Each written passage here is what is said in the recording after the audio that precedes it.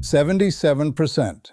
That is the share of American households that cannot afford the median-priced new home in this country right now. I want you to sit with that number for a second. Not the bottom of the market, not some luxury penthouse with a doorman who knows your coffee order. The median, the middle, the regular house. More than 3 out of 4 families in the richest nation in human history cannot afford the regular house. And if that does not make you rethink everything you have been told about how wealth works in America, then you are not paying attention. There is a concept in Jewish thought called pikuach nefesh, the preservation of life, and it overrides nearly every other commandment. You can break Shabbat to save someone. You can eat non-kosher food if you are starving. The idea is that survival is not negotiable, and I would argue that shelter, having a roof, a foundation, a place your kids can sleep without worrying about a landlord selling the building, that is a modern form of pikuach nefesh. It is not optional. It is foundational. And right now, that foundation is cracking under most Americans' feet, and we need to talk about why. And more importantly, what you can actually do about it. So let me walk you through the anatomy of this crisis, because it is not one problem. It is 5 problems wearing a trench coat pretending to be one problem. And most of the advice you are hearing, from politicians, from TikTok finance bros, from your well-meaning uncle at Thanksgiving, is addressing maybe one of them. Maybe. The average home value in the United States right now sits at about $357,000. That is up roughly 33% over the last 5 years. Meanwhile, median household income? Around $83,700. That number has barely budged in real terms. The Census Bureau came out and said it plainly. No significant change in median household income from 2023 to 2024. So prices went up by 1/3, and your paycheck did not keep up. That is not a housing problem. That is a math problem. And math does not care about your feelings or your political party. Now layer on mortgage rates. As of this week, the 30-year fixed rate is hovering around 6.4 to 6.5%. A year ago, it was above 7%, so yes, it has come down. But here is the thing people forget. Rates were under 3% during the pandemic. 3%. If you locked in a rate at 2.8% in 2021, you are sitting on your couch right now with a monthly payment that someone buying the exact same house today could not get with a 40% larger income. That is the lock-in effect. About 80% of existing mortgages are at 6% or below, and roughly half are still under 4%. These homeowners are not selling. Why would they? They would be trading a financial masterpiece for a crayon drawing. So supply stays frozen, prices stay high, and new buyers keep getting told to wait. Wait for what? Nobody knows. Here is where it gets really interesting, though. The San Francisco Fed published a paper in February that basically challenged the entire narrative. Everyone says it is a supply problem. Not enough homes, too many regulations, NIMBYs blocking development. And yes, that is part of it. But what the research has found is that average income growth, not median, average, tracked almost perfectly with home price growth. In other words, the people at the top of the income distribution are the ones driving prices. When high earners move into an area, prices go up, not because there are not enough houses, because the demand for nicer, bigger, better houses goes up. Wealthier people do not necessarily buy more homes. They buy better ones. They renovate. They gentrify. They bid up the exact neighborhoods you were hoping to buy into. So the affordability crisis might not primarily be a supply problem at all. It might be an inequality problem wearing a supply-side mask.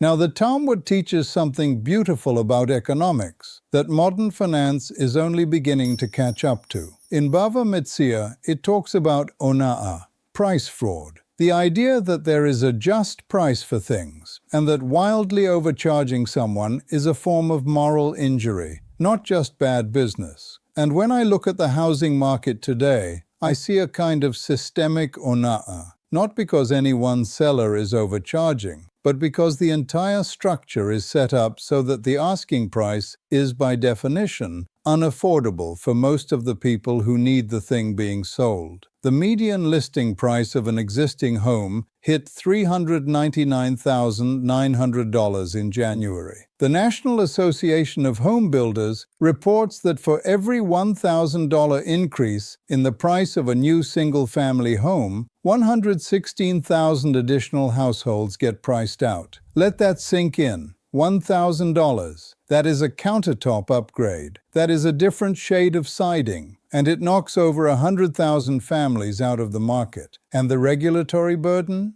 24% of the cost of a new single-family home comes from local, state, and federal regulations. For multifamily buildings, it is 41%. Some of these are necessary. Building codes keep roofs from collapsing. But a lot of them are zoning relics from the 1950s, designed, let us be honest, to keep certain kinds of people out of certain kinds of neighborhoods. When your minimum lot size requires a half acre for a single home, that is not safety. That is exclusion dressed up in a zoning manual. Let me talk to the younger people watching this, because I know you are frustrated, and I know you are tired of older people telling you to just stop buying lattes and avocado toast, as if $6 a day is the thing standing between you and a $400,000 house. The median age of a first-time homebuyer in 2025 hit 35 to 40 years old, depending on whose data you trust. That is an all-time high by some measures. Gen Z's homeownership rate just crept up to 27.1%. Millennials are at 55.4%. Meanwhile, boomers are sitting at nearly 80%. And here is what nobody talks about. A huge chunk of those younger buyers who did manage to purchase, about 1 in 5 millennials, got a cash gift from family to cover the down payment. 13% of recent buyers pulled money from their retirement accounts early. They are cannibalizing their future to buy their present. That is not a housing market. That is a financial Hunger Games. There is a Hebrew phrase, Lo alecha hamelacha ligmor. You are not obligated to finish the work, but neither are you free to abandon it. And I think that applies here beautifully. You cannot solve the housing crisis by yourself. You cannot will mortgage rates lower or pass zoning reform from your kitchen table. But you cannot just throw up your hands and say, well, I guess I will rent forever, because the work is still yours to do. The question is, what work is actually productive? Here is the part where I stop telling you what is broken and start talking about what you can actually build. And I am going to frame this with maybe the most underrated financial principle in the Talmud, one that modern portfolio theory reinvented 2,000 years later. Rav Yitzchak said, a person should always divide their wealth into 3 parts, a third in land, a third in business, and a third kept liquid. That is Bava Metzia 42a. Harry Markowitz won a Nobel Prize in 1952 for essentially saying the same thing with fancier math. Diversify. Do not put everything in one basket. Do not put everything in one asset class.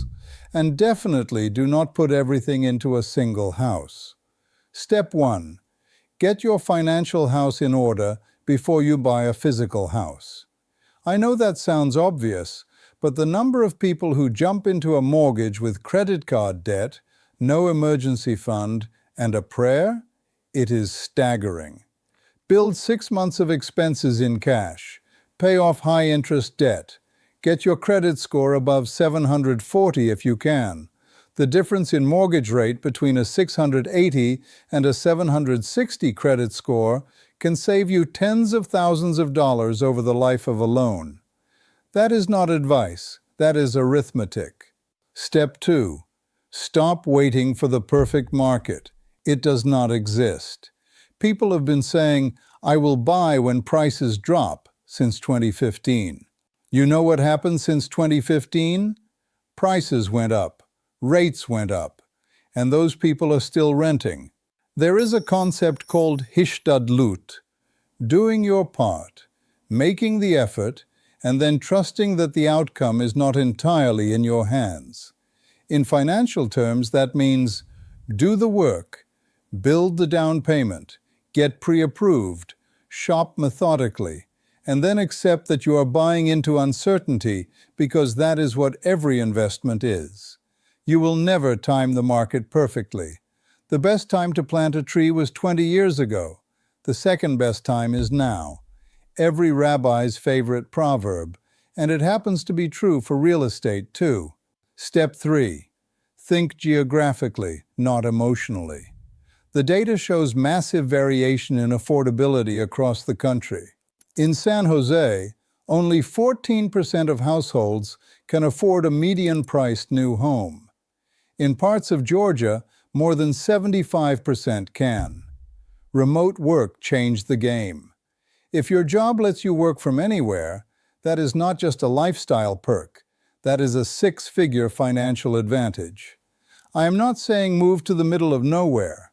I am saying run the numbers on places you have not considered, especially growing mid-sized cities in the South and Midwest that still have job growth and affordable housing, though that window is closing fast as those Sun Belt markets are starting to look more and more like the expensive coastal cities they used to be the antidote to. Step 4.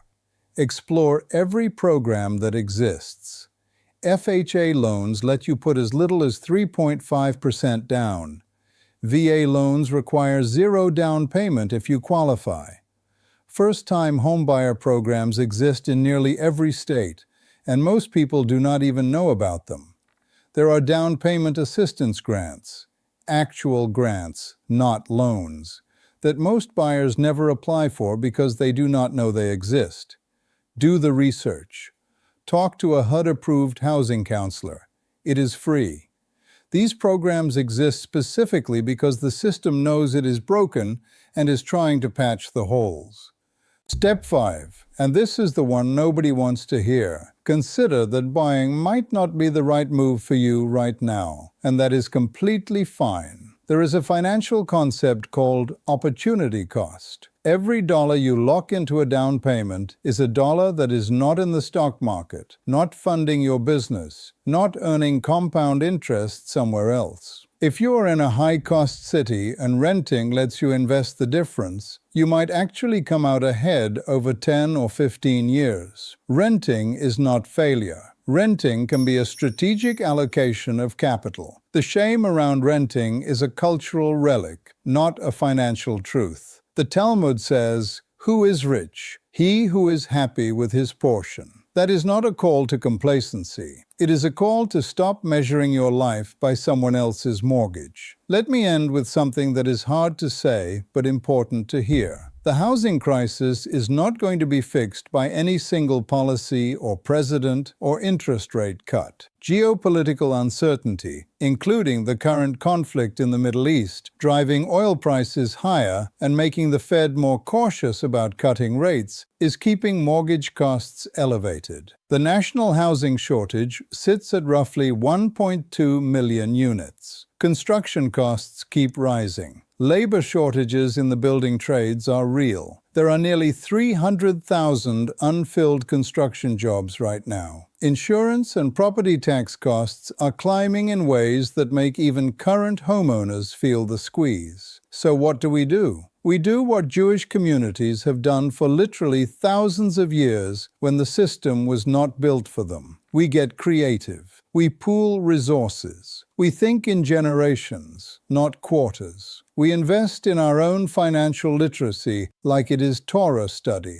because in a very real sense, it is. Every dollar you understand is a dollar that cannot be taken from you through ignorance. Every financial structure you learn to navigate is one less trap you walk into. Bal tashchit, do not waste, is not just about food or resources. Do not waste your earning years in financial fog. Do not waste your savings on panic decisions. Do not waste your 20s and 30s believing the lie that the system will eventually work for you if you just keep your head down. It will not. You have to build your own system. The 77% number I started with is not a death sentence. It is a wake-up call. And the difference between people who build wealth and people who do not is almost never income. It is information. It is strategy. It is the willingness to look at hard truths, make a plan, and then hishtadlut, do the work. That is what we do here on the Torah of Money. Not because I have all the answers, but because the questions are too important to ignore. I will see you in the next one.